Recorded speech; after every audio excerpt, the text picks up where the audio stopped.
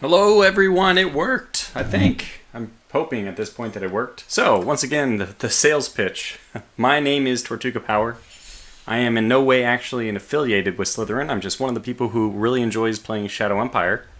And they have so graciously asked me to come and stream for them during this fantastic Slytherin weekend sale. So, hello world. Hello everyone on Steam who's watching this. Unlike most of the things you look for on Steam, this is actually a live broadcast. So if you want, you can head over to my channel, Tortuga Power, on YouTube, and you can catch the stream there. So what so it looks like everything's working. I realized what the mistake was. YouTube has a kind of a guard band, I guess, against streaming. You have to hit a go live button even though you're streaming. So it actually just catches and holds the data. That's not enough. I mean, who cares about that, right? This is Shadow Empire time. So, oh my god, no, that's not what I said to do. Okay, so we're live, and it looks like it's live on both Steam and YouTube. Just a point of reference for anybody who's watching on Steam. If you're interested in contributing in the chats, I'm not going to be monitoring the Steam chat very, closely. I will, however, be monitoring the chat on my on my actual YouTube page. So if you jump over there, if you have some chat, or if you want to get feedback from people on this game, because believe it or not, I think I'm just going to make the bold statement that I have one of the communities most invested in Shadow Empire. Maybe Das Tactic is right up there, slightly beyond me. Who knows? But it's one of the few places where you'll find people who just really love Shadow Empire. Okay, good. So now everything looks like it's working, so we're jumping right into the game. Today I'm going to start by demonstrating a new game from scratch, but we'll be starting with an advanced start. So Shadow Empire, the developer, he's not a fool. He realizes that this game takes a very long time to play, so there is an opportunity to kind of start in the middle of the game. And that's what I'll be doing here today. The planet creation in this game is probably second to none. And I say that at least it's second to none to almost every other game I've played.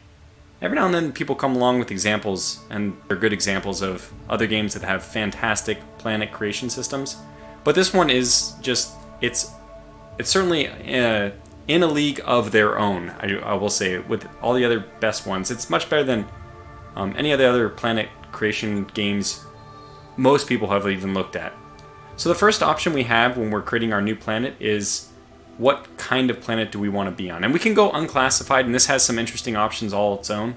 But let's stick to something simple today. I don't want to intimidate people okay, well, let me ask my chat, since they have I have the privilege of having them along with me. Chat, what do you guys want to see today? This is probably going to be yeah, Shadow Empire makes my brain hurt. It's a very complicated game, but I would like to say it in a loving way. So let's look at what we might want to do today. These are two new classes, by the way, Hydra class and Morgana class. I believe that Hydra class might be a prelude to having ships in the game. I mean, this is just a very watery planet. I'm not sure I want to do that. Oh, Hydra's really fun. Okay, interesting. I mean, people want... Let's just go with Hydra. This will be my first time seeing it, which is like a disaster to be doing on a stream or a recording. You always want to look at things beforehand.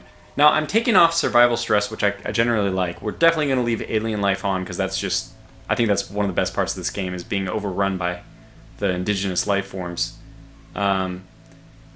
Probably, since we're not going to be playing this one all the way through, I could probably do something crazy like severe violence and just go full military. Nonetheless... Outpost colony. Let's look at what this one is. During colonization, this planet received only a small amount of colonists. As a result, population will be sparse, as well as after the dissolution war. Okay, well that is interesting. I think we'll just leave it at the default options so I don't overwhelm. I mean, look, if I immediately am losing the game, maybe it's not that great of a sales pitch. And by the way, for those of you who are watching on YouTube, I mentioned this in the video description, but on Steam, Slytherin has a big sale going on this weekend. So if you've been on the fence about picking up Shadow Empire, and maybe I don't think the price is really that intimidating. It's a pretty, I would say it's a relative. What is the price of this game? Okay, what is the price of this game? Is it? Yeah. Okay, so it's $26 on sale right now. Normally $40. for $26, $25, $30, whatever. I feel like this is a very, it's a very comfortable recommendation for me. For people who don't mind getting their nose really into the deep of logistics and all this stuff. So, for our planet generation, again, this is just, we haven't even touched the surface yet. These are all just the settings before we get into the planet creation itself. What I'm going to go with is a detailed planet generation. We got to show it off, right? It's like one of the best things about this game. So, show it off. I'm going to do complete Fog of War after colonization, which means we get to see what the planet looks like, geography, basic geography, but we won't be able to see any of where the city locations are or anything like that. So I think that's okay. Yeah. This is kind of has the mix between you'll see a little bit of the planet, so you have an idea of what your planet looks like during generation. However, you also don't see any of the cities or anything like that, so it has that pure 4x expansion phase where everything's unknown to you. For number of human players, we'll do 1, obviously. Number of initial zones. This is what I was debating about. I think we'll do a 2-zone start. That way we jumpstart ourselves a little bit more. I'll give ourselves 1 army per zone as well. This will really kickstart the major regimes, of which I'll be playing against several opponents as well.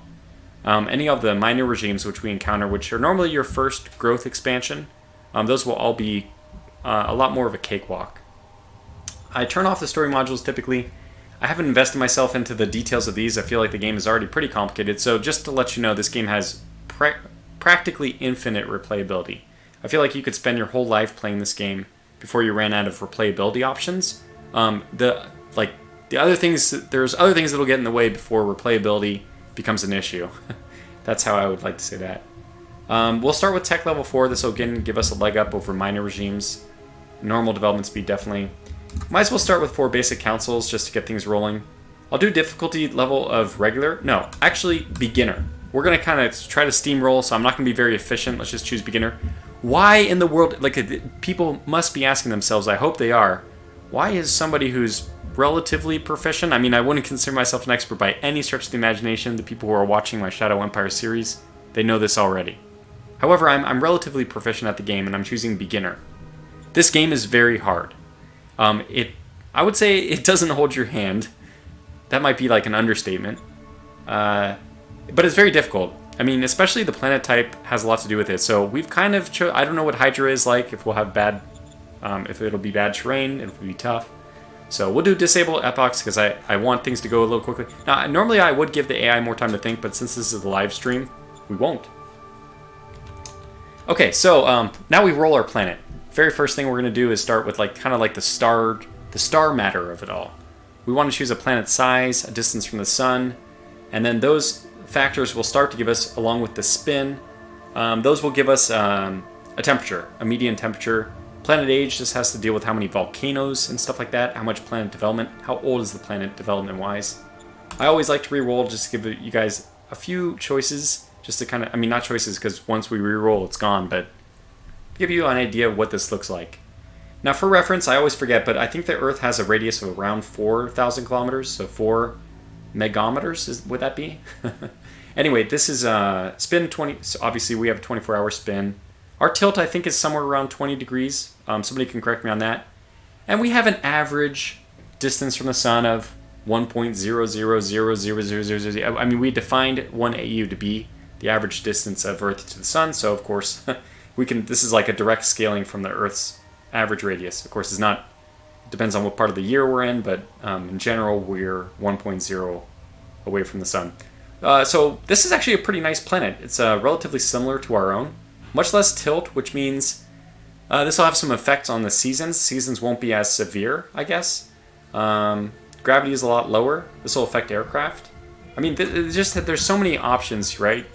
And by the way, you should, I mean, hopefully won't, but might, probably will hear my family in the background, and as in my children. So they don't really understand the they don't understand the private versus public realm differentiation. So we'll have some Tortuga background noise. For those of you who are already familiar, it's something that happens on these streams. All right, so we chose that. That's our planet. We picked it. Next thing we can do is start picking the geology. Main thing this is going to affect is the number of mountains. At any point in time, I can close this random by clicking here.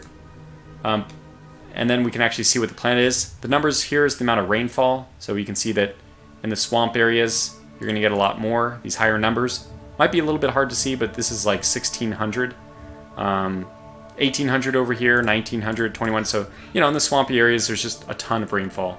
We'll bring back the planet generation things. We'll re-roll once at least. Let me also make sure my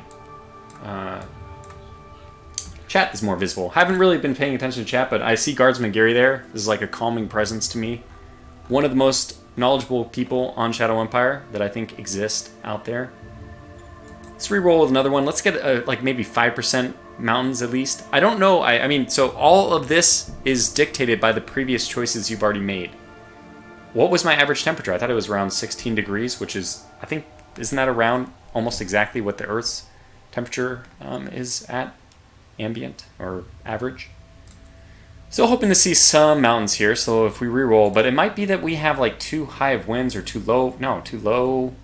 What would cause mountains not to form, right? Was this a really old planet? Okay, we got 2%. I'll make do with this. Let's see where they are. I really don't like mountains generally. Okay, they're all like in one spot. There's just this one mountain range. And the presence or lack of presence of mountains is actually just completely due to how the other options went into building the... So maybe I have too much rainfall or something? I don't know. So, it's avenues. Took me 20 hours to master the game. I don't know how you can master the game in 20 hours. This is one of the... It's like, for those of you who are familiar, I consider this like the Aurora 4X of land-based 4X games. So we'll go with this, because we do want to spend a little bit of time in the game. Now, this is the last screen that we get to see altogether. So what we want to do is, oh my god, Insidious, Red Deadly, this is horrible. Hopefully we can get something a little more friendly. Reroll, we might not be able to, but this is kind of interesting already. I see this as forest, but it's not really. Which is kind of interesting. Let me take a look at this one. This is a very bizarre landscape where we have huge amount of water and forests at the poles, and then we have a huge amount of bland, barren land along the equator. This is such a fascinating world that I just can't help but choose it. We're definitely going to choose this. This is so fascinating. And this is just one of like infinite, you know, not numerically infinite, but pretty much infinite possibilities. And now we're on a Hydra world. I don't know how that's affecting things, but the amount of water is not that high. I mean, this is like a perfectly reasonable planet. I really like it. So let's go with it. I mean, I want to make sure we cover enough of the planet generation to intrigue people because it's very intriguing. Now, landscape goes black. We no longer know anything. This is to give us that 4X expansion type feeling where we don't know anything. We start in the unknown. Although, technically, what I've done for my series... Oh my gosh, 400... Yes! A 500 million people lived on this planet. This is prior to the Galactic Republic's collapse. What's known as the Dissolution War. So let's run with this though, because I love big populations. I love ruins. Okay, the apocalypse has happened now. 65% of the people became scavengers, no hunters, 10% raiders, which is my least favorite. Any player's least favorite. They're going to be painful. Yep. Background noise. But let's see. I'm skipping through a lot of the elements here. But if you wanted to roleplay as well, if you like to build your own universe, like mentally, if your imagination is stimulated by science fiction and stuff like that, there's like a somewhat compelling evolution of the planet that you can math out, or not math out, but just read through yourself. It gives you a nice background. And all these factors do have an impact on the game. Now, this is not I'm talking about the previous one. It showed, you know, mining people came to the planet. They built up mining. Now, at the Dissolution War, we get another history, which is what happened during Dissolution War.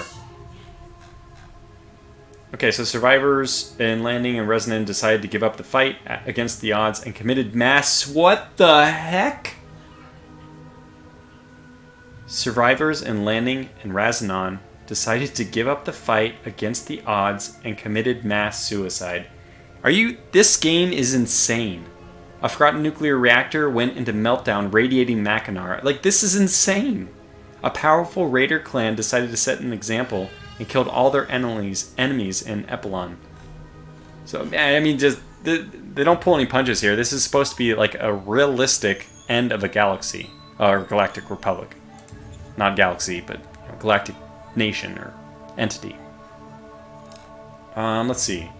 So, unfortunately, I didn't re-roll enough to get us out of an insidious human hazard. This is gonna be interesting. Yeah.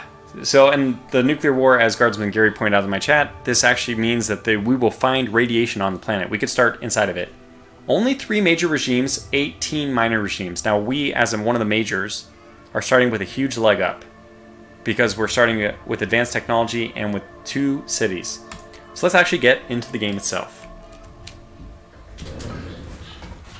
Hey, girls, can you guys keep it down?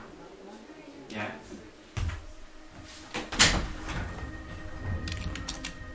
Okay, world creation done. Time to build my regime. The Hockey Nation. So this will be the Tortuga Steam Streamers. President, you can call me His Royal Presidency. So, yeah, fantastic. Kind of nice looking colors here.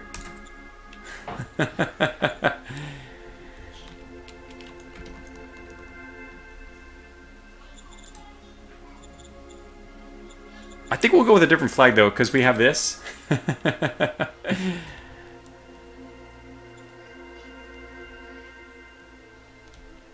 I'm just listening to the reaction. Okay, so let's get into this now. The Great Cities were destroyed in the Dissolution War. So the background for this game, if you aren't familiar, is there is a Galactic Republic. It breaks down. You're just one entity on a planet.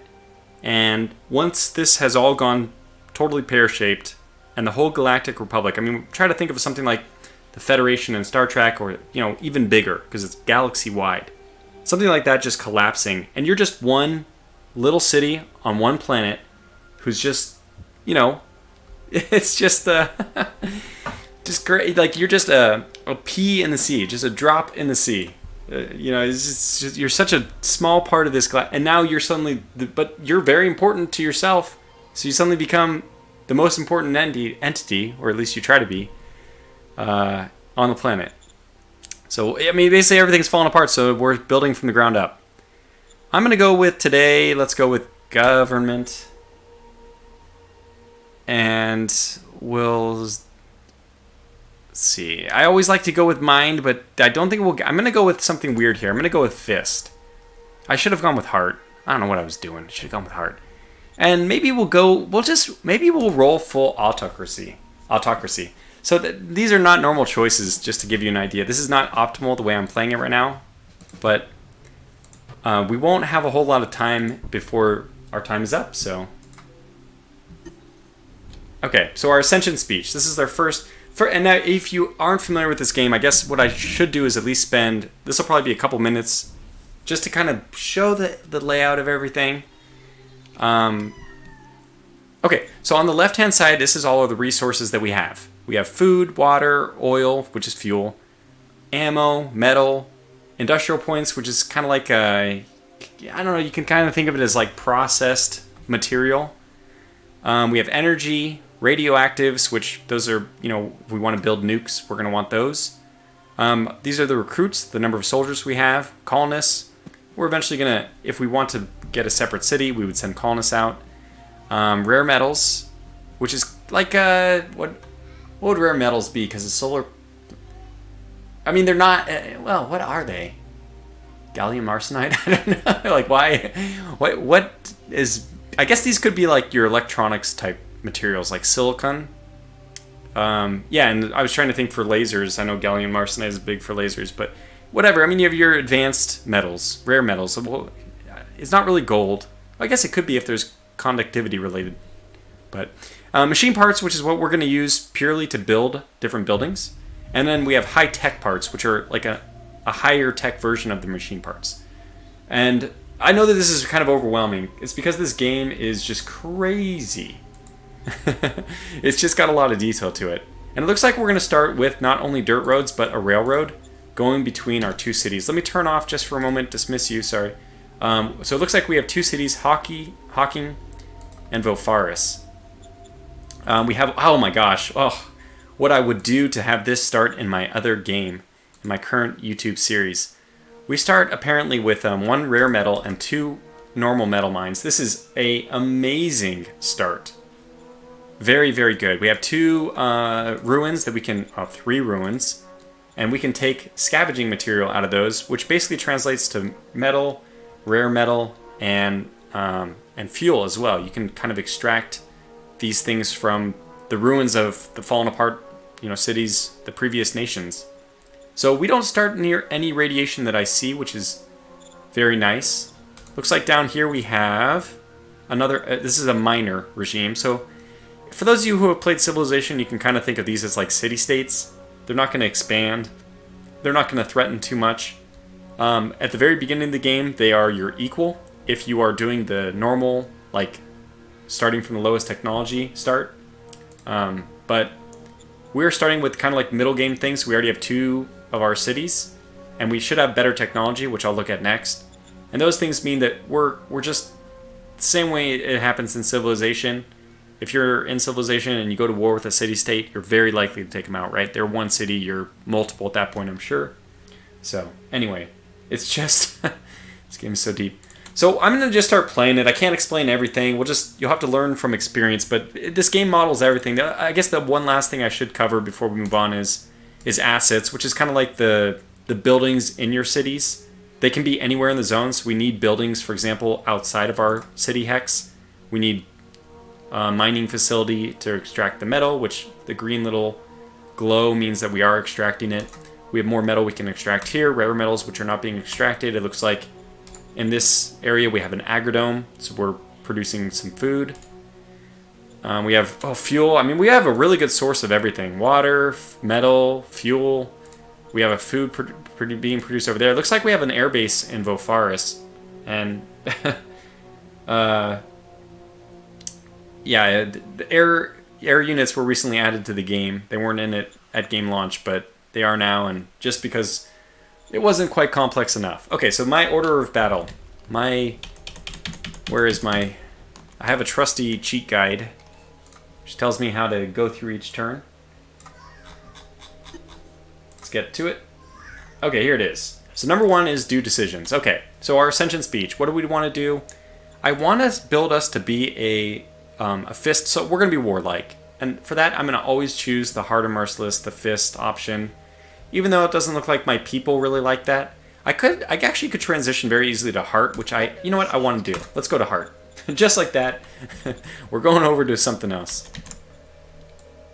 Okay. Foreign Affairs, we have a Foreign Affairs Council. That was not what I expected to be one of my first 4 councils. If I could dismiss this council, I actually would. But we can't, so what do we want to focus on? Well, there's only 2 other major regimes out there, so I'm going to focus on minor regimes a little bit more. Okay, we have models all over the place. I have no idea what we have. We don't have time to really dive into all this, but basically, I guess just as the briefest little overview, you have different types of units, and you have to research them to unlock them. They're not the same research tree as like general science, so it takes some science to unlock like lasers, for example. And after you get lasers, then you can get like a laser tank. But, oh gosh, it's so hard. Or let me try to give a better example. Oh, aircraft, how about this? When you very first, in order to get aircraft, you need a propeller of some kind, right? A power plant. And then after that, you can start developing better power plants. However, even with the most basic power plant, you can start unlocking different aircraft sizes. So the complexity in this game is just, gosh, it's immense. Anyway, what we want to focus on is probably getting a medium tank. Those are really good. Or refining our light tank. I think that those are 2 good options. I don't see an option here. We haven't discovered the medium tank yet. So let's take a look at our current existing light tank. No. What?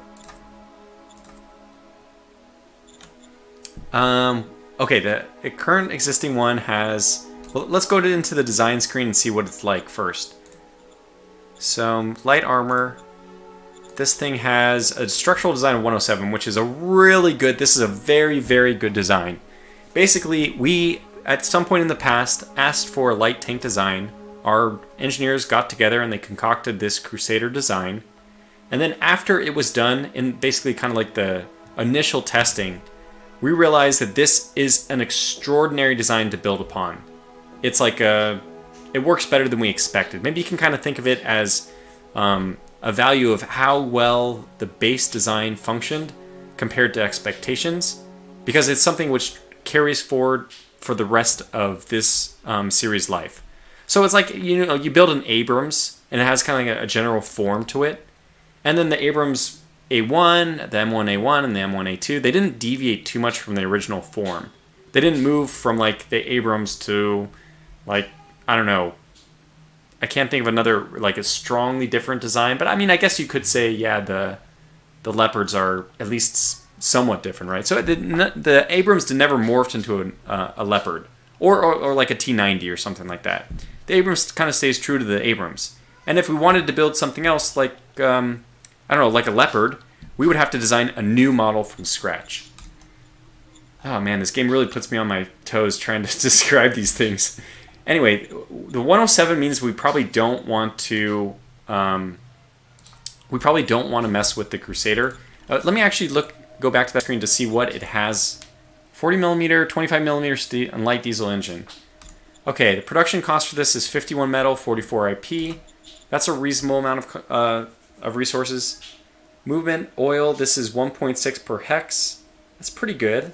I'm liking this so far. I think we can just keep it. And it has pretty good stats. Armor design is pretty bad, which means the hit points will kind of plummet. Yeah, 130 is still better than 100, which is what I think I had on my original tank in the previous series. Yeah, and we didn't apply any real tech bonuses to it, so this thing can get better over time. You know what, I don't think we need to design a new one of these. Let me just take a look and see if there's any other types that we might want to start researching. Mechanized artillery leads us down this line, which I guess I'm not that interested in. Yeah, we just need... Yeah, we need to discover these other ones. So in the meantime, we could see what our aircraft look like. God, it's just, there's too much to do. Okay, let me take a look at my infantry, because this is like, they're aptly in this case named the Grunts. Okay, they are automatic rifle and what? Envirosuit. Okay, so good. We will upgrade these to be padded envirosuit. Copy that. That's something which is useful to do. Okay, so we did something about that. All our decisions are done. Number 2 on my list is to do trade. So we have 2,000 money, more or less. Let's go over to our resources and see what kind of things we might want. There's kind of a global market on this. Let's see. Fuel is not a concern of mine. We're gaining a ton of fuel. I'm actually going to worry about what I want to sell more than what I want to buy. Food is going up by 200, but I don't think 1,800 isn't a big enough stockpile for me to just want to sell it willy-nilly. I don't think we're going to need the 48, the rare earth metal that we got, but 7.5 or 7.7, this is a pretty low value for rare earth. I'd rather that price go up a little bit before I sell. Something you'd only know by playing, but I want to get a little bit more money from it. Metal being sold for 2 is like, no. In fact, we're just going to buy 400 metal because the metal is everything. In fact, I actually don't need to do that in this situation. For once, we actually have a metal mine with 14,000, so we're not going to run out. And this one has 29,000. Yeah, we already... Beneva says already a brain overload. Yeah, this is a kind of a complicated game. But I think we're looking good for trade. I'm not going to do anything. I'll just skip that. Again, we'll play a little bit inefficient just to get some turns done. God help us trying to get more than like 4 or 5, but we'll try. Check city happiness, my next item. Happiness looks good here. Workers, not terribly happy, down to 62, but look, the trend is positive, so we'll let the trend continue to go up. We'll probably want to build some assets here in a second, so let's look at our assets now. Rail 2, High Command, Industry 1, Recycling, Bureaucratic Office 1. Well, I know right away what I want to do. I want to upgrade my Bureaucratic Office. Bureaucratic Office is the source of everything from the government. That includes all your research, all your model designs, all that stuff I was looking at. It all comes from your government. You can kind of think of this as like, well, it's everything the government would be. It's your Department of Defense, your Department of Intelligence, Department of Energy. It's everything. all the departments of the government, we allocate the budget for them, and they produce the thing that they're going to produce. Several of those are directly impacting our research. Here's the tech tree for those of you who are interested. EC standing for Economic Council, so that's like Department of, let's just call it Department of Energy. I don't know, Department of something, Commerce, who knows. We have a military, which would be Department of Defense. We have air, which would probably be mostly Department of Defense as well, just kind of a separate branch of it, which is pretty valuable in this game, so they're separated. And then we also have like applied physics, Department of Energy. This would probably be a better example for Department of Energy. I'm not going to be able to give good analogies because I don't know the U.S. government departments well enough, but you get the idea, right? So there's all these different areas, and once we give money to these different groups by allocating bureaucratic points, they'll return something related to their department for us. They'll provide some results. And one of those things also depends on, I'm out of breath talking about this, but one of those things also depends on the cabinet, the council director for each of those groups. So our economic council, Tank McKenna, great name. So this guy, he likes us at a 71 out of 100. So he likes us, but he's not like super enthusiastic. He's probably one of those people who wants to put in work. He does his 8 to 5, 9 to 5, but probably isn't going to work until 10 o'clock for me at night. Whereas maybe Kathy Robinman is willing to put a few weekend hours or something because she likes us a little bit more. And then maybe somebody like Sonic Gibson. Man, these names. Sonic Gibson, he's probably like, nah, I mean, right at 5, I'm going to just go home. In fact, I might even take a longer lunch break. So how much the council directors like you does impact how efficient they are. And this is just, there's a lot of complex, everything that you can think about in real life. Oh, well, not everything, but a lot of the things you can think about in real life are actually modeled in this game. It's pretty scary. Okay, next step is to build roads. I do see that there are, like, our territory extends all the way down here, but we have no roads going that way. We have this lake in the middle. However, I do see some roads going this way, and I see a road emerge over here. That leads me to believe that maybe this territory, which is a non-aligned force, so it doesn't actually have a city. It's just a group of raiders or something like that. They own this, and I think that that's the direction we want to move. So let me press 1 to turn back on my military units, which have been just vacant because I wanted to look at non-military units for a little while. My first order of business is going to be to move all of these forces, well, maybe not all of them, but a lot of them to the east. Not only is that going to defend our valuable metal deposits, but I have a feeling that that's the direction we're going to want to expand first. I will leave 5 to kind of cover our western front. You know, make sure that nobody doesn't sneak in and start giving our city trouble from the western side, which could happen. All the other forces are just going to start moving east, where we want a sizable enough group that we can... it really is a game of numbers. You have to have enough numbers to easily defeat any of the raiders or such that you see. Looks like we start with some militia in... This must be my capital then?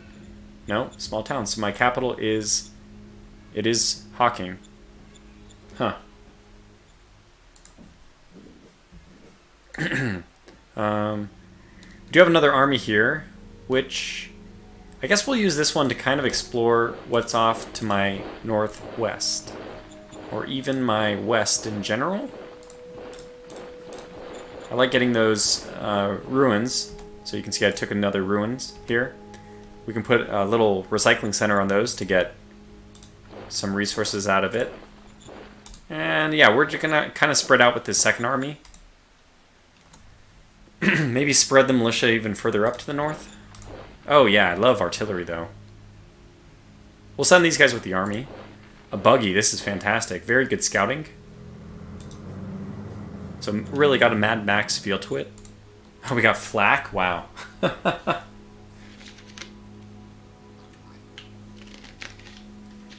Oh boy, I don't think we have any use for flak yet. It does have some combat capability. Let me see if I can bring up the design. Yeah, so it has a soft attack of 47, 94. This is a soft attack on the, on the attack. Soft damage. So, soft. We kind of are familiar with that, right? You're going to attack infantry, artillery, all those things are soft targets versus tanks, which are hard targets. So it does pretty good. Like 50, 100, basically. Let's compare that to my grunts. So one basic unit. Wow, these are actually pretty good. They do almost 50 and 100 for their basic attack, which is actually really good. That's a pretty powerful unit. And that means that we will have, or we should not have, much difficulty with the minor regimes, because their units will probably be more like 20 and 40 for their basic soft attack and defense. So, yeah, I think we'll leave it in the city, and then we have another motorized artillery group. I think I'll move this up with the buggy, because what do we have up here? We have Terraria, which is another miner. So it looks like we have 2 initial targets for expansion. If we want to, we've gone the fist route. So that really means that we're going to be very aggressive.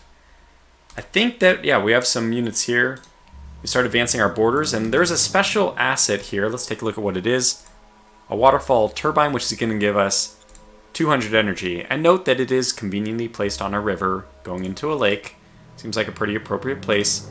Oh, and we have a refugee camp, which is going to be giving us population per turn. Population, one of those limiting endgame things. Like one of those limiting endgame resources. So that's really good to see. Otherwise, we'll start moving out. Yeah, we'll take the artillery out. We have a buggy here as well. Now, I'm kind of neglecting the west, but what I should have done is move the 5th. I think, okay, I'm going to switch things up a little bit. I'm going to move my buggy west now, because what I want to do is move the 5th back with the rest of the brigade. So this is 1 battalion as part of a whole brigade. And the HQ is not efficient if the subordinate units are too far away. So we'll bring him back with the other 1, 2, 3, 4, 5, and all that. And we do have an aircraft here, which is pretty cool. So I don't know what the range on this thing is. Let's take a look. Okay, recon of 5. Where's your movement capacity? Range 7 hexes. Okay. 1, 2, 3, 4, 5, 6, 7. We're not going to get a whole lot of use out of this thing. So we might want to rebase it. We might get more use out of it. I don't know. We'll leave it alone for now, just not to bog down too much. And I think that that's really all we need to do for our turn. Let's go ahead and build some assets, though. So as far as assets go, let's construct a second bureaucratic facility. I mean, a second level. Oh, we can't do it yet until we're at civilization level 2. Well, I'll do the High Command HQ2, which also gives us a small bonus in bureaucratic points. Yes, sir. And it also gives us a bonus to our political points, which we're going to need as well. Okay, so that is that, and we'll end the turn.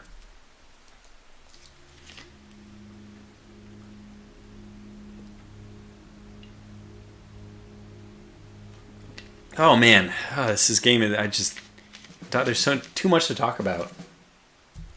So our turn is quickly resolved. We discovered more fuel deposits. We've already had some. Our militia forces hold a parade to show their strength and loyalty. That's right. Nothing ominous about that, considering we've gone with the fist ideology. Proposed peace, open contact. These things are not as important to somebody who, like me, is more warlike, more war-minded. And it looks like we've encountered our first... Oh my god, we have a dragon. This thing is called a bitrapod. I don't know if that's a... Is that a play on words here? A bitrapod? And this thing is not too threatening. Okay, so scientific name is Bitrapod. Terraria. A land-dwelling large 8 meters. Oh my goodness, that is huge. It resembles a vertebrate analog. Its chemistry is hydrogen fluoride carbon-based. Hydrogen fluoride? What the hell? That's, yeah, that's not something you want to come into contact with. If I'm not mistaken, HF is like an acid, like a horrible acid, is it not? And it is oxygen breathing. It is an omnivore herbivore. It's kind of a interesting classification. I guess it's a mistake here. It's an omnivore. Has the following feats: amorphous, so it has more hit points; territorial, which means it's going to defend an area; and trapper, which means it actually gets entrenchment points, staying in place. My god, this thing is terrifying. That's a wonderful graphic that we've run into. Oh my god. Well, look, unfortunately, the life on this planet does not respect our authority, so we'll just have to demonstrate our dominance in the only way nature knows, and that's by lobbing artillery shells at them until they submit. And I guess they won't really submit; they'll just die. They know. Look at it. They're a warlike creature. They know no other life. If I could, I would domesticate them and love them, but it's they who have chosen this life, not me. They've done this to themselves. All I ever wanted was peace until the dragons started attacking my cities and burning down my thrones. Anyway, so let's keep the militia, let's keep the non-militia, the brigade together, which means the militia is going to be responsible for perusing what's south of this lake. We'll keep our headquarters moving this way. And yeah, the 5th is going to tuck in with the rest of the group here. It's nice to have this flak as kind of like a defense for our base. Anyway, keep moving. Must be on the move. Yeah, I guess we can get to that. Oh, fantastic. All right, so extra population for our capital now. Let's do our first action of the game, which let me slow this down a little bit.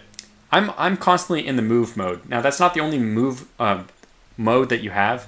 So if I wanted, I could be in the inspect mode. Now I can click on units, and I right-click, and nothing happens. So I can right-click, and it brings it up here. If I'm in move mode, if I left-click on somebody, it gives me options to move. Or if I right-click on somebody, it gives me an option to attack. Now, a regular attack, it says I would already succeed 5 to 1. 5 to 1 is pretty good. It's probably like the minimum odds you want before you actually do a full-on attack. Let me take a look at what my unit has. So we have RPG militia, regular militia, machine gun militia, some bikers, like motorcycles and stuff like that. These are pretty good scouts. We have artillery and we have buggies. We're actually going to make use of only our artillery, and we're going to bombard the dragons. Open fire. That's as you do in Shadow Empire. That's just what happens in Shadow Empire. You just bombard your dragons. It's very common practice. We don't have enough reconnaissance on this hex, unfortunately. That's one downside of having shifted my buggy off to the west.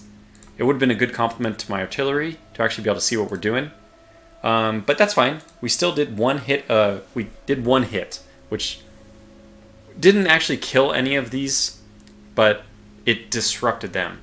So basically, we lobbed shells kind of near them, and they started splitting off into different directions, taking shelter. Generally inconveniencing them. Kind of curious, do you have... So 41, that's not good. Yeah, that's not... I wouldn't risk my airplane against those dragons then. Buggy can probably still go... Eventually we're going to run out of supply range too, so that's another huge part of all the VR design games. VR being Vic, the developer. This is a VR designs game published by Slytherin. Logistics has always been really important. It's been like a joy. Advanced Tactics Gold, another game by him, is like one of the most fun war games to play for me, just because of the logistics system. So if we look at our initial points, this the gray that you see here is kind of this overlay, and there's numbers by it. The number that you see is the amount of logistical points. So for example, like one logistical point is enough to take 1 unit of food through that hex. So we have 4,000 logistical points, and let me just turn off my units for a second so you can see this. We start with 4,800 in our city, because that's where the logistical hub is. And then, out of the 4,800, we send off around 600 of it to our northeast, down this way. But we send the majority, obviously, like a full 4,000 of it. And probably a lot of that is because it's going along the railroad. We send that off over here, and that goes and connects to our other city. So one of the things you'll notice is we have the asset truck station, and we also have rail, so rail 2. There's a rail station in this city which provides logistical points, enormous amounts of logistical points, but only along railroads that connect to another rail station or a railhead. Now the railhead here means that it does not generate points, rail points itself. And really, Gary, Guardsman Gary, or a lot of the people who are experts of this game in the chat can hopefully just talk about this more if anybody's interested. Again, for those of you who are on Steam, feel free to join me over on my YouTube channel, Tortuga Power.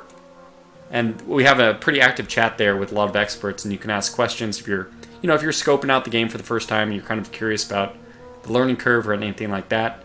I'm not really observing the chat too much because there's so much to talk about, but we have a really great community who's willing to to talk with you and to share their thoughts on different things. Or if you're picking up the game, a lot of people in here who are knowledgeable might be able to help you out, who have definitely helped me out. Alright, so that's the logistics in a nutshell. Basically, our truck station isn't providing very much at all because it has so many different paths it's trying to go down. But that's fine for now because it doesn't look like anybody's... If I turn my units on, this green little square in the bottom left indicates its supply. Everyone is supplied well for now, so it doesn't look like anybody's complaining about lack of supply. So I think that's all we want to do for this turn. Again, I might be playing very inefficiently. This game really does benefit from a very methodical, slow gameplay or pace, but we don't have the time in an hour and a half stream to do that. So we'll use some of our 1600 money here to increase our militia points. Basically, we'll give them this reward. I was like, yeah, heck yeah, take all this. I don't think 600 is... I'm sorry, militia, I love you, but not that much, basically, because it's 3 times the amount for double the benefit. I think that we'll just stick with the 200, which is fine for me. A lot of the people are going to like that, so maybe they'll work a little harder for me. Who knows? There are some dissatisfied elements in Terraria. Terraria. That's... looks like Terraria, but it's Terraria. Terraria? Whatever we want to call it. But that is... What? Oh, this is a different place. Well, where is it? Let me go to the strategic map. Oh, sorry. Strategic map. Where is... Okay, so it's to our north. Interesting. So this group up here, with Mason, I guess, as the founding capital, there are some elements of people who are...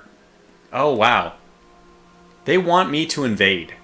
Let me read this real fast. And look, they addressed me properly, His Royal Presidency, so I don't decline any offer when they use my royal title. There, His Royal Presidency seems to be bordering to the insane. Wait, that's my title. This guy usurped my title? There's only one His Royal Presidency, and it's me. Oh, gosh. We are in contact with a mysterious opposition leader calling himself Don Diego. I love it. The names in this game are amazing. He says that if we can give him just a little support and promise to invade, then he can organize for a 5th column of rebels to rise up and help us gain a swift victory. We have to invade within 12 turns if we accept his offer. And I'm, of course, going to say yes. Why is it that this gives me... Wait. Why does invading give me heart and not fist? I don't know, but I don't care. We will invade within 12 turns. So that's that. Incident with missing sense of humor. It looks like Angus Ionicus, my foreign affairs guy. Why is my foreign affairs... His only job is to be good at talking with other people, and yet he has a missing sense of humor. While I was attending a popular play in a theater in Hawking, I was offended by the actor impersonating you. Of all things, he was mocking you. Oh, okay, alright. If he was mocking his royal presidency, then maybe this is just fine. I stood up and announced that the play was terminated.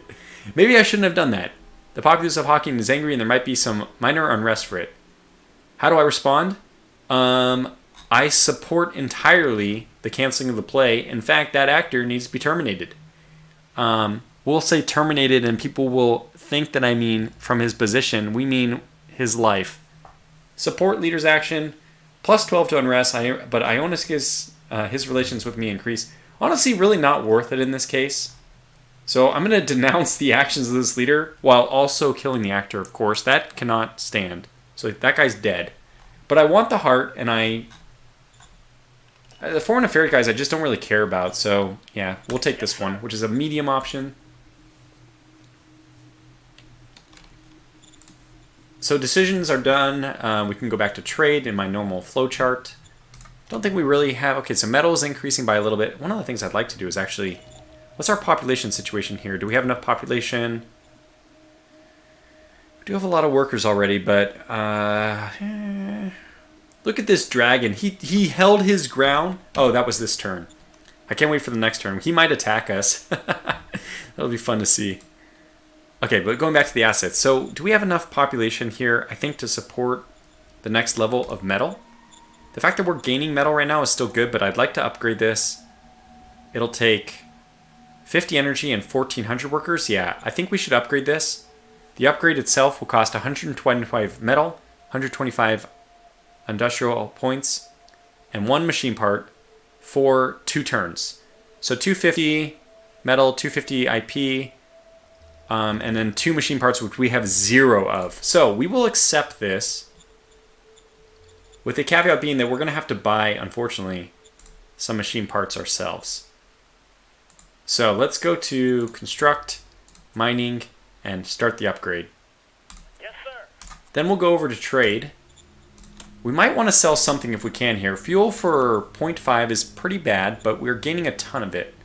So I'm going to sell half of our available fuel just to make a little bit of money. Copy that. It's really not that much money. And the price of rare earth metals has actually decreased, which makes me very upset. Nonetheless, it's even worse, like a worse time to sell. So then we have to buy some machine parts, which I think we just have to buy as many as they have available. And that's almost as many as we can afford anyway. Very good. Alright, so that's going to help us. We'll start, this will increase our metal income. And metal is definitely one of the limiting factors in the early game. So let's just go ahead and end the turn, because, oh, okay, we can't end the turn until we've done a little bit of movement on the north. Good to follow roads, too. Okay, we've got another city, which is nice. That'll lend its population to our existing city. I'm going to have my HQ move as an aggressive unit, not because I should, but because it's early on and we're kind of stretched for units. I'm going to keep my brigade, try to keep my brigade all together. So 5, 3, 1, 2, where's 4? Where's 4 gone off to?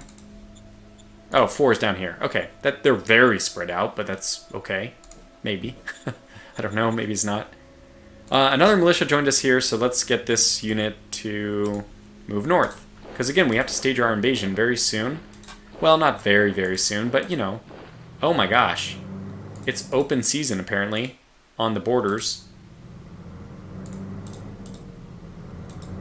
Okay. Then we'll just go ahead and climb, just go right up to the edge there. Why not? Just saying hello. This has, I hope they don't interpret this as anything ominous, that I have now suddenly claimed all the territory up to their only city. It's my way of showing, it's like a friendly gesture. I want my borders to extend all the way to you. Let me do all the work transporting all those goods along this road. Like, don't sweat carrying, I'll just take care of those roads. I can pay the maintenance for them. Yeah. Surely doesn't come off ominous. And now that we moved everything, I think we'll just end the turn, just trying to climb through a few turns here. But boy, this game is great.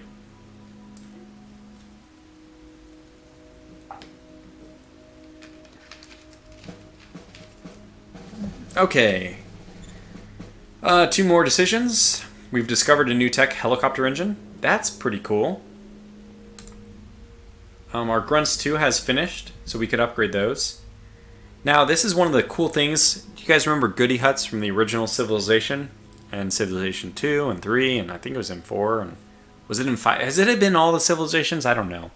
But goody huts. You used to, like, go and capture these things. It'd be a race, and, you know, the barbarians would spawn from them, and some of them. Was that in 4? I don't know. Anyway, the little cities that we're coming into contact with, as we claim them, the first major power to claim them, or it might even be first major or minor power to claim them, get some kind of benefit. They're like a goody hut.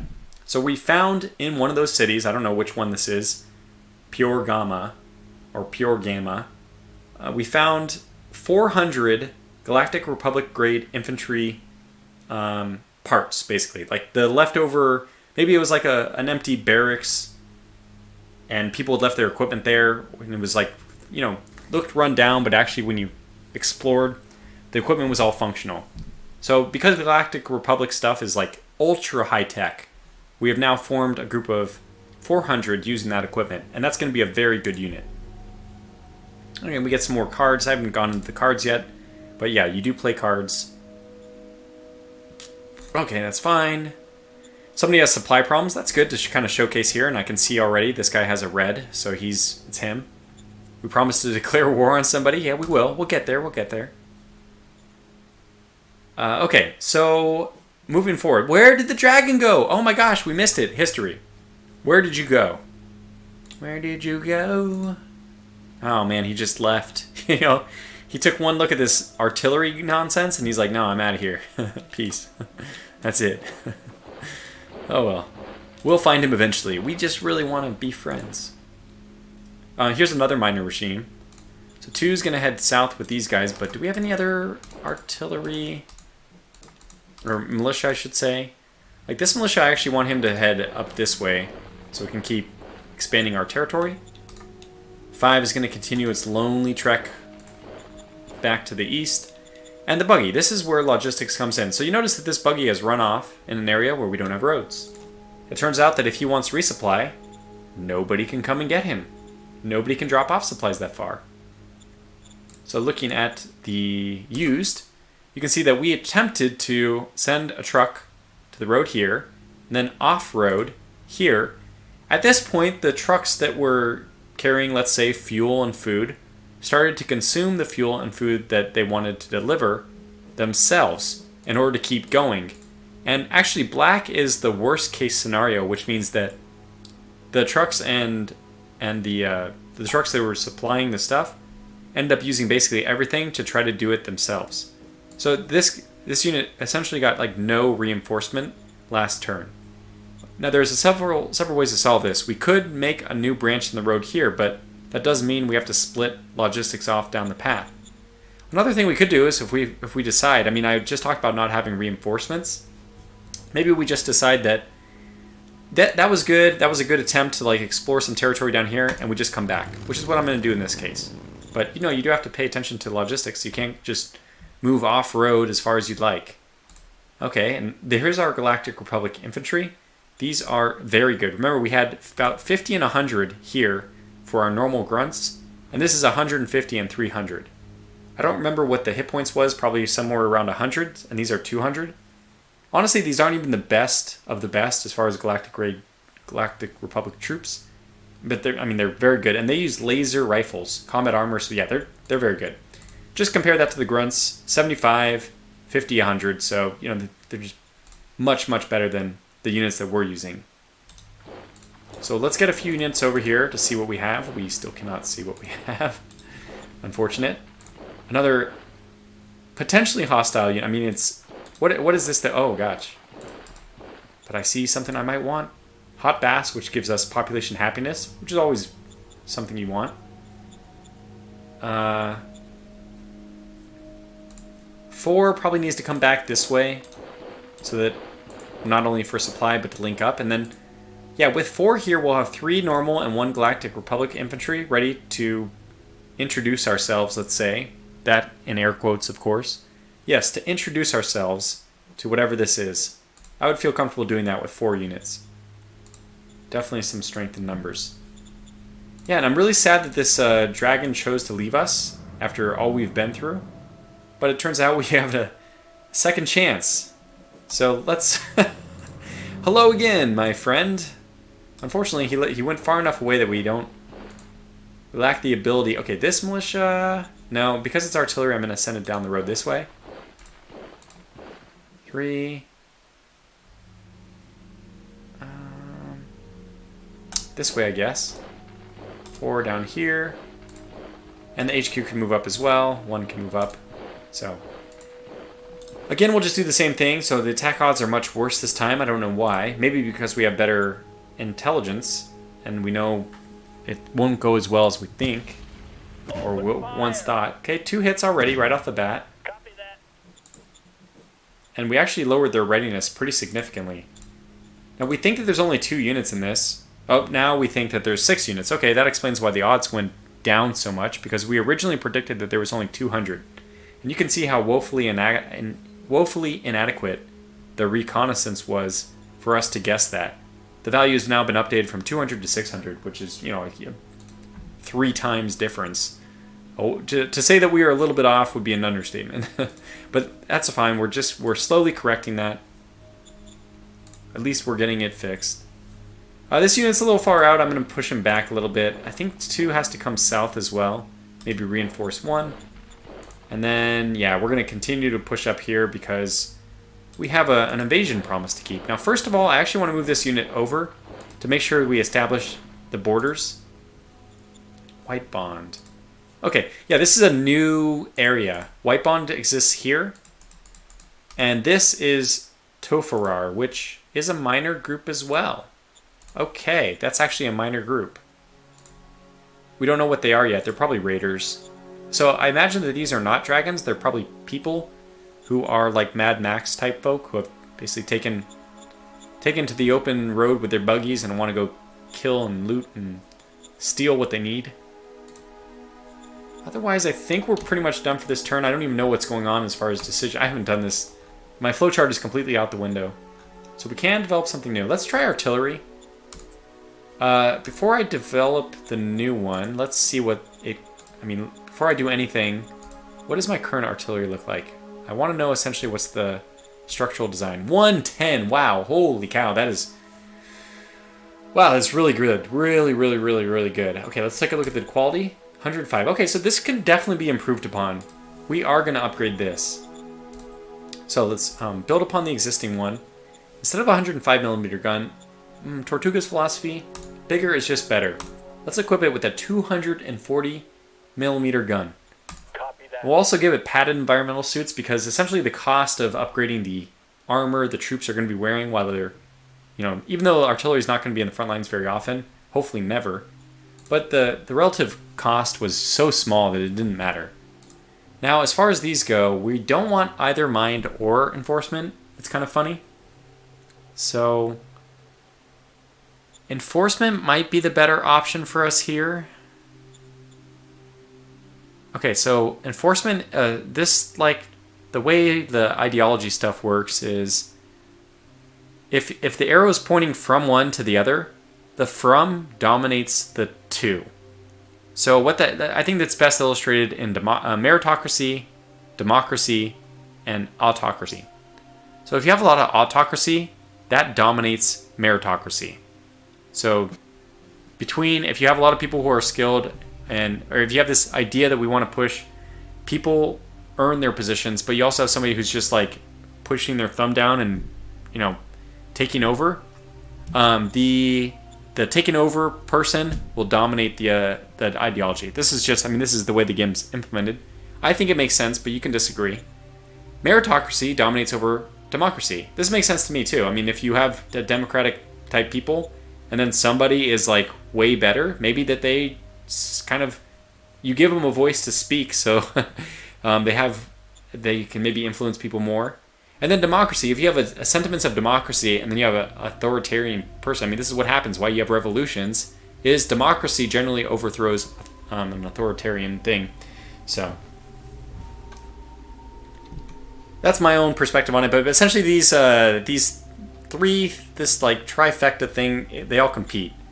So generally what you want to do is, if I have one I want to go for, which I do in this case want government, if I have to choose between two bad options, I'd rather choose the one which is pointing from the one I want to the option. So mind points to the heart. That means that mind will dominate, so choosing mind is a little bit worse. Enforcement is dominated by the government, and since government's the thing I'm going for, enforcement being higher is a little bit less bad. Roger that. Hopefully that made sense. But anyways, we'll just move on with it. Okay, and that's... So our asset is under construction, I suppose. One turn left. No, we had no construction penalties with it. Yeah, we'll just continue to push on forward then. Send the turn.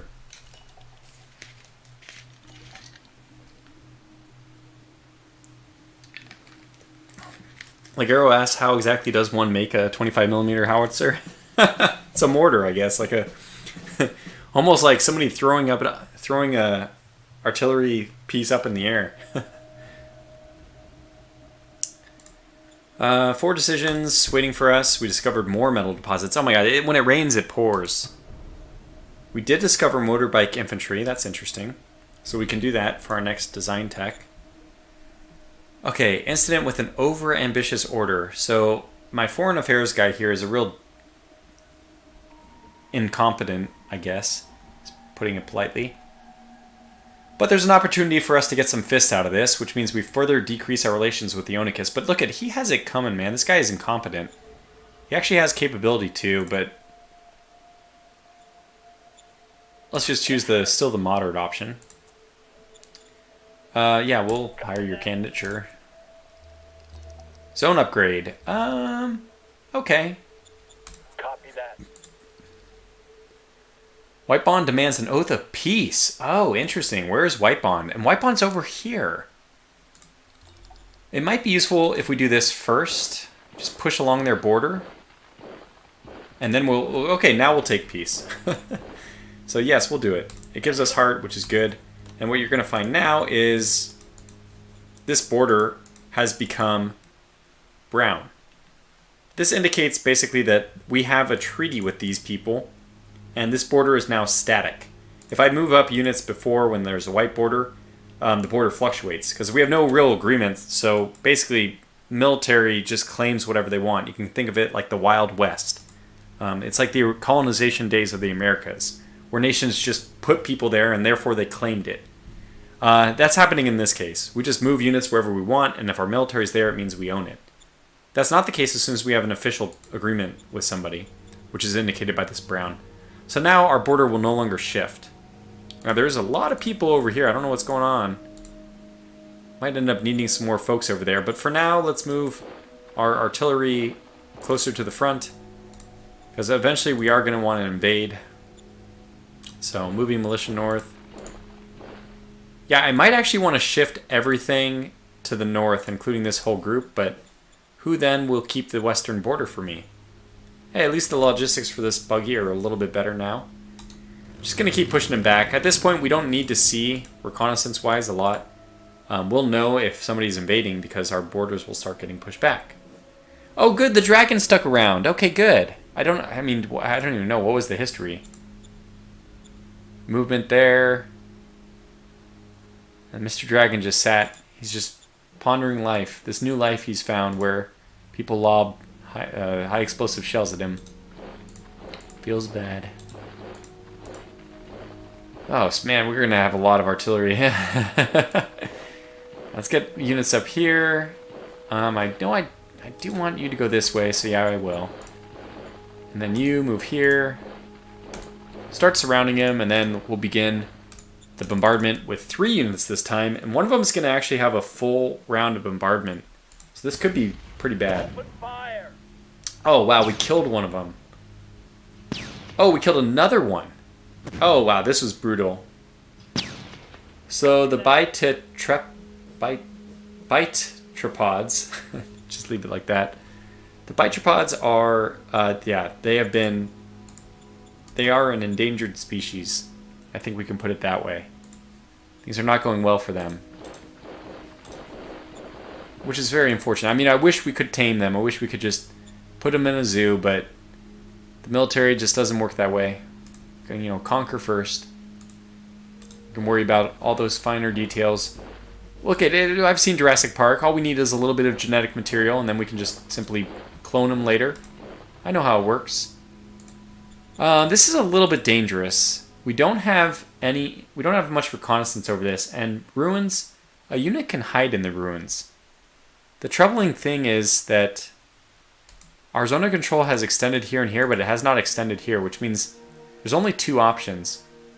Either there's a unit in this hex itself, which is unlikely, I think we would have seen it, or there's a unit in one of the surrounding hexes. 22. Let's look at the history again. Let's see if anybody moved in there. Yeah, we actually had control over it. Yeah, so this unit moved from there to here. Yep, that's it. So there is, in fact, a unit in that ruins. And we can't see him because he's now hiding, but it would be ill-advised of us to move forward. So essentially, we know he's there just because we've checked and seen that he moved that way. And he hasn't to our knowledge, left. Now, he could have moved in and then left backwards. We might not have seen that, because our reconnaissance on this X is also pretty low. But I think we're just going to avoid trying to get into a confrontation. So another thing I can do is actually this Galactic Republic unit. I mentioned HQs do give a bonus. The Galactic Republic unit is not currently attached to any HQ. We can attach him to the second. Yep, second light infantry. So now he's one of the units here, so we can look at the order of battle, and you can see the second now has the first 5 that it normally has, but it now has the Galactic Republic units as well. So they've filed under the order of battle, which will give them a small bonus if they're fighting near my HQ. I think we're just going to do something like this, start preparing to defend the front. I'm going to leave 5 here for now. I think I'll do something like this, though. Yeah. And like this. Ideally, these HQs don't hold the border, but we're in a pickle for troops, so we also have to get up here and do some kind of invasion. So, I mean, we're kind of beset by these raiders on the west, and then this idea that we actually have to invade Terraria in like 10 turns. We might actually have to pull this flak out of the city to start helping us defend. Not much to do here. And I think we're done here. Okay, so what do we have left on this turn to do? I think asset stuff is still one thing we want to consider. Construction's finished on that metal mine. Anything we want to construct? Yeah, bureaucratic office here would be helpful. So let's get that. Copy that. That'll be helpful. It'll increase our research and everything. And I think we'll just keep pushing forward. So let's end the turn again.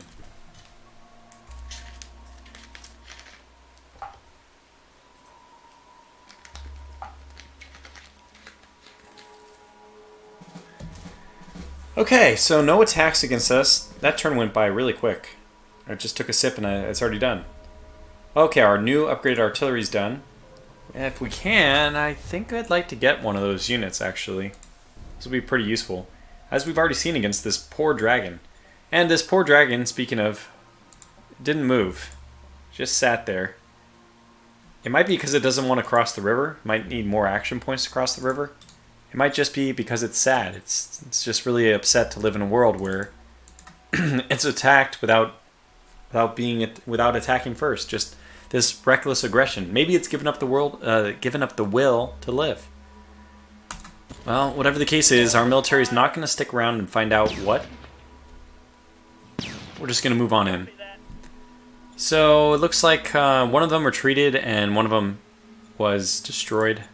We like to say was destroyed. It sounds better than murdered, but it was murdered.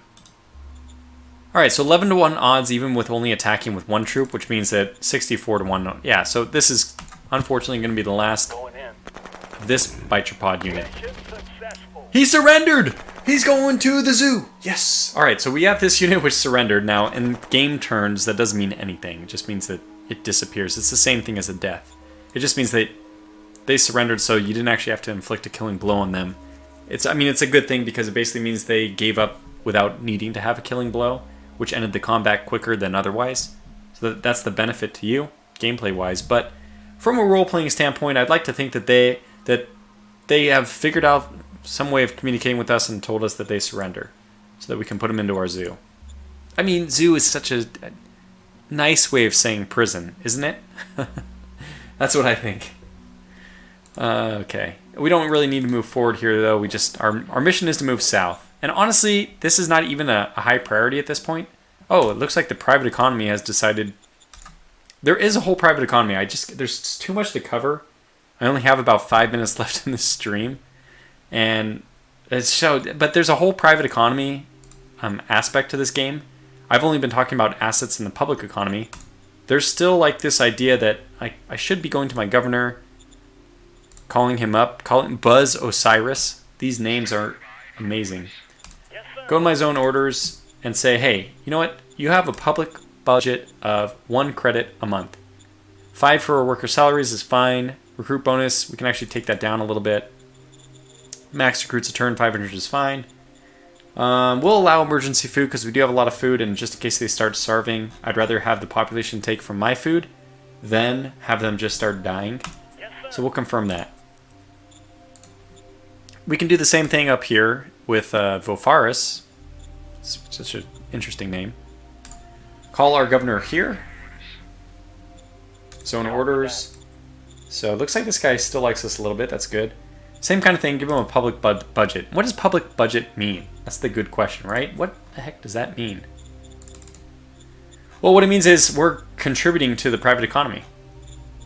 We're essentially saying, here, I have my own public, like I'm doing things as the government. I have my public library and stuff like that. But hey, if you want, you can use your own money and form a private library. So what's an example of this? Well, we have a railhead here, an air base, and we just finished the bureaucratic office. They have here a dome farm in the city and a transport hub. So some of the logistics that we get out of here, notice it's only 400 and it only has 50 movement, action points. As opposed to we have a truck station with 800 and 100, so basically double. But because the private economy is doing private things with this, but we have, since they're essentially letting us use, or we're able to make use of, the private logistical network for our own purposes. So anyway, it's just, there's a lot of details here. You can manage the private economy a little bit by giving them more money, some strategic cards, which I haven't even touched upon.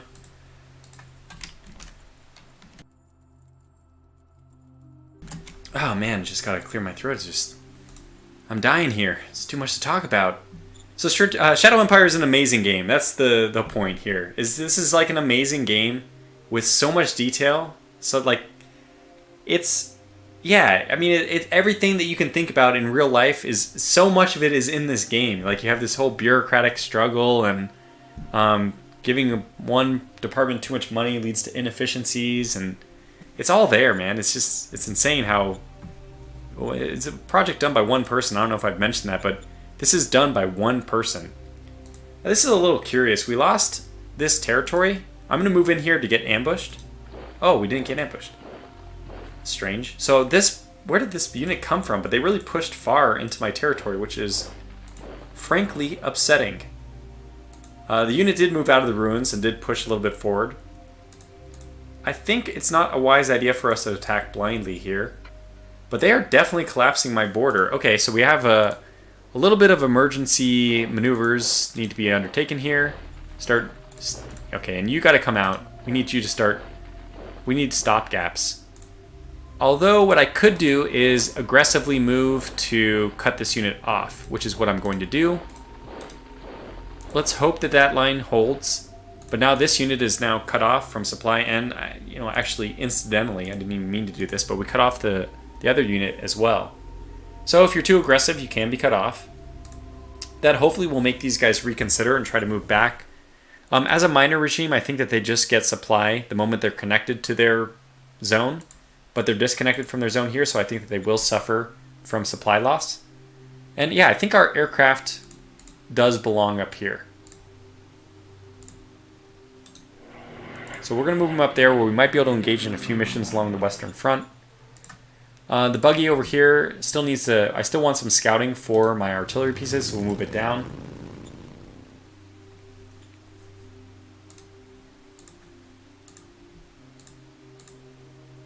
I don't know if we have a lot more to do here. I think I kind of like our positions. And the less you move, the less readiness you lose. So it is a benefit to try to move your troops a little bit less. As far as the troops on this border go, well, I mean, what we can start doing is just conquering some territory which is not currently taken. But at some point, we're going to need to actually declare war. If I go to my reports and look at my demands, we have 9 rounds left. Okay, we actually have a little bit of time. I was probably stressing a little bit too much, too quickly. And that's probably where we'll leave this stream. So I hope you're getting a feel for the game. There's the gameplay loop. You've seen it. For those of you who are joining me on Steam right now, I haven't been paying attention to that chat. As far as I know, most people on Steam think that this is Steam recordings, live, quote-unquote live stuff. it's almost all pre-recorded, right? 90% of it is pre-recorded, but I'm actually streaming live right now at 5:30 p.m. Pacific time over on Tortuga Power YouTube channel. So that's me on Tortuga Power, and it's been my pleasure to bring this little gameplay preview or gameplay overview, whatever this has been. Hopefully it's been helpful on making your decision about whether or not you're interested in Shadow Empire. And for those of you who are already familiar with Shadow Empire, I hope it was fun blowing up some dragons. That's, to me, the highlight of this stream was the little narrative, the storyline we were able to build about those poor dragons. And the fact that one of them surrendered is just like it's the icing on the cake. How this game might look if we were to continue playing. I might want to start building some more formations, which I didn't show. So, this is kind of a throwaway game, unfortunately, so we might as well just showcase some kind of raising of formations here. We are short on troops, so we would want to build some more. I think that a machine gun infantry brigade is a really good starting place. We have the 285 industrial points, we have 407, and we have 165 metal, we have almost 1,000. We have the 5,500 recruits necessary, and we have the 3 political points. So it looks like we have the means to build a machine gun infantry brigade. It's a really strong beginning unit. So I think we'll go ahead and take this. And we will... Yeah, so you can see here, 5,500 out of 7,800. We have... it requires 165 out of 981. It requires 285 out of 407. So we have everything that we need, including a little bit of food and some ammo, which, wow, 235. It needs a significant amount of ammo, actually. We'll raise that as a formation. You can see that now, in the military screen, we've actually populated a new brigade down here. So if I was to continue playing, we could shift this one up, and that can be, we can have the light infantry group. They're probably a little bit better on the attack, so I could shift the grunts, although they are only grunts 1, and the unit I just built is grunts level 2. Anyways, we could shift the grunts up to the northern border. And then the machine gun group, which is better on the defensive, can probably deal with the raiders who are invading from the west. We'd leave this southwest border static. And obviously we're going to continue to march upon Montana. Montana, who's really done nothing to us. In fact, they're just a bunch of farmers, which makes me feel, Tortuga has a heart. Not his royal presidency. That guy doesn't have a heart, because he's all about just invading everything. But this is actually another group of farmers to the north that we're planning to invade. That's, unfortunate. So, anyway, thanks to everyone who came out for the stream. And if you're on the Steam page, feel free to check out my channel if you're interested. I have an ongoing series on Shadow Empire. I have become much more knowledgeable from the start of that series to now, thanks in almost entirely to the contributions that have been volunteered, the time given from my community. So really thank you to the community who's been very patient with this series. Shadow Empire is a very complicated game, but I feel like it's one of those gems that very few games come around in your lifetime where you feel like you could play this for many, many years to come. Obviously the graphics are not great in this game. It's impossible to miss, but I really feel like it's a good game. A great game actually, and something that I'll probably be playing for years to come. So anyways, thanks for tuning in. This is Tortuga Power. I'll be shutting down the stream now, and feel free to check out my channel. Again, if you're on Steam, you'll have to type in a URL yourself to come visit me. And for all those in the chat, Rob, Sir David, Guards McGarry, one of the experts I would say, Blue Nova, everyone else who tuned in, thanks to everyone for showing up, for joining me for the stream, and hopefully I'll catch you back for some more Shadow Empire action soon. I am continuing the series on the channel, but if that's like too intimidating, eventually that one will come to an end and I'll start a new one. So, and hopefully I'll start it with even more knowledge, because I think that there's a lot of expansions and stuff planned for Shadow Empire. I don't think it's going away from the channel anytime soon. So thanks again, everyone. Yeah, timeless. It's a good way to describe the graphics. And anyways, this is Tortuga Power, and I'm signing off. So, sorry, Sam, you just got here a little bit too late. Take care, everyone. Have a good rest of your Sunday, if it is still Sunday for you. And if not, hopefully a good start to your week.